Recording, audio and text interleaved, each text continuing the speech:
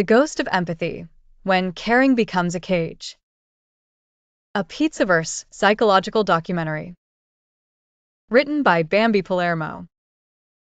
Weight of feeling too much.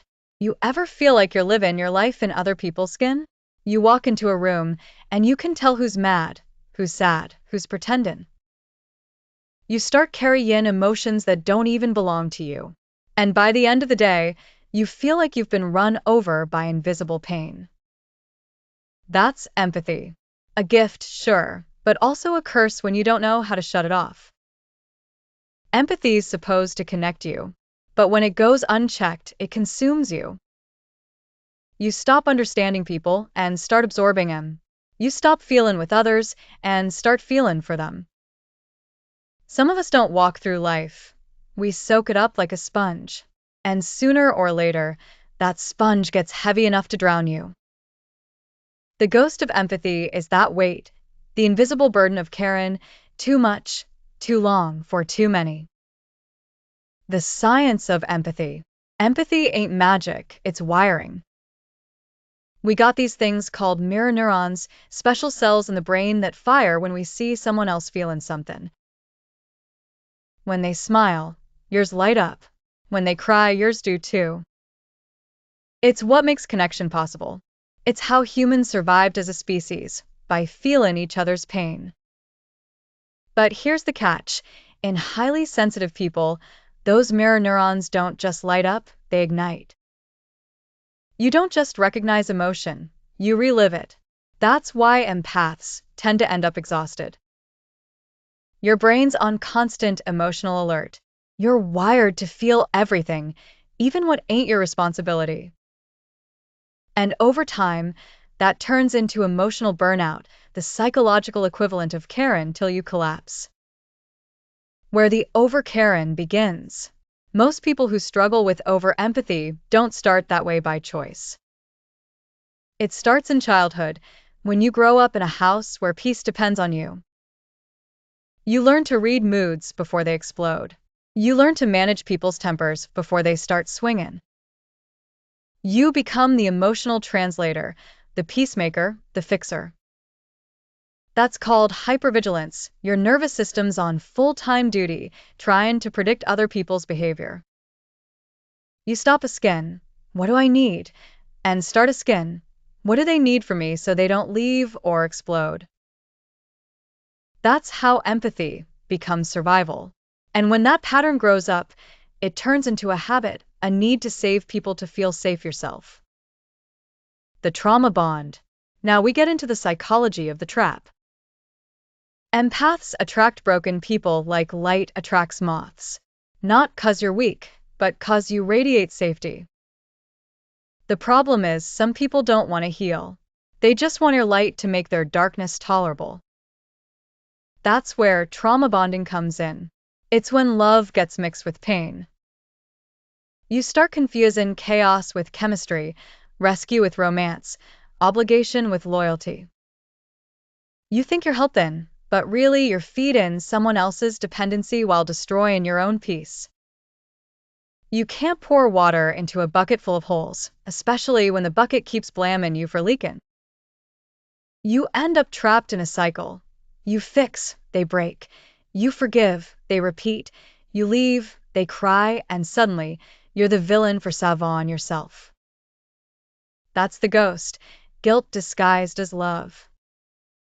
The neurology of emotional exhaustion. Empathy drains the same parts of the brain responsible for decision-making and focus, the prefrontal cortex and anterior insula. When you spend all day absorbed in everyone else's feelings, your body starts mistaking it for danger. Your stress hormones, cortisol and adrenaline stay high. That's why empaths often struggle with anxiety, brain fog, fatigue, or autoimmune issues. Their body's trying to carry everyone's emotional trauma like it's a backpack full of bricks. You ain't weak. You're just overloaded. Empathy's like electricity, beautiful when it flows, deadly when it's ungrounded. The cost of compassion without boundaries. Here's the harsh truth. When you care too much for people who don't reciprocate, you teach them that your energy's free. You start attracting takers instead of equals. Empathy without boundaries turns you into a doormat with a halo. You start apologizing for other people's behavior. You start defending people who hurt you. You say, they didn't mean it, while patching up wounds that weren't yours to begin with.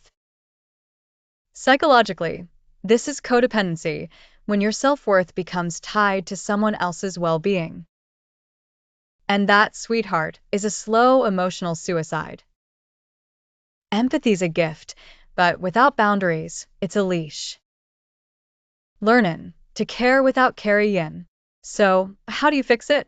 You don't stop caring, you start filtering.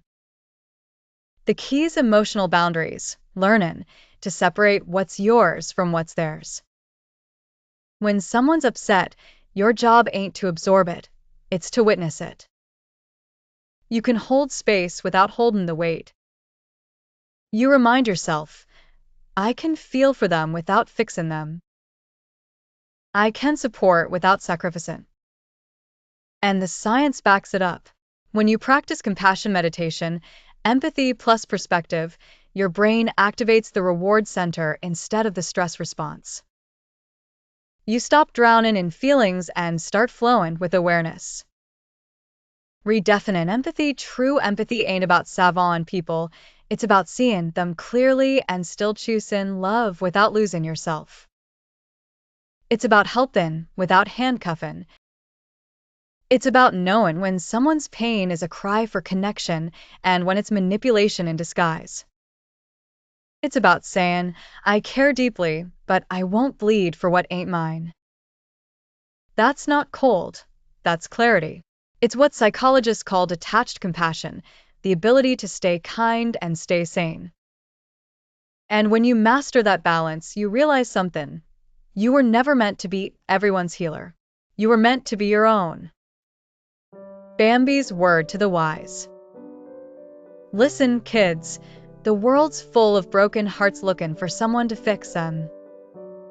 But it ain't your job to be their bandage. It's your job to stop bleeding for people who love seeing you patched up. You can love people and still protect your peace. You can care and still walk away. You can be gentle without being gullible. You don't owe anyone access to your energy just 'cause they're hidden. Your empathy don't make you a target, your lack of boundaries does. And let me tell you something. When you stop mistaking saving people for loving them, you finally learn what love actually is. Not rescue, respect. Not control, connection. Not guilt, grace. You ain't heartless for choosing yourself. You're just finally healing. So, let the ghost go, sweetheart. You can care without carrying. You can help without hiding. You can love without losing. And the day you do, that's when empathy stops being a cage and starts being a compass again. This was the ghost of empathy, when caring becomes a cage. A Pizzaverse psychological documentary by Bambi Palermo. If you saw yourself in this one, that's 'cause you got a big heart. Just remember, the bigger the heart, the stronger the walls need to be. Next time you feel guilty for letting go, remember this. You ain't abandoning people. You're abandoning your own self-neglect. Stay kind, stay smart, and for God's sake, keep your empathy, but don't lose your edges. 'Cause in this world, kid, the softest hearts need the sharpest boundaries.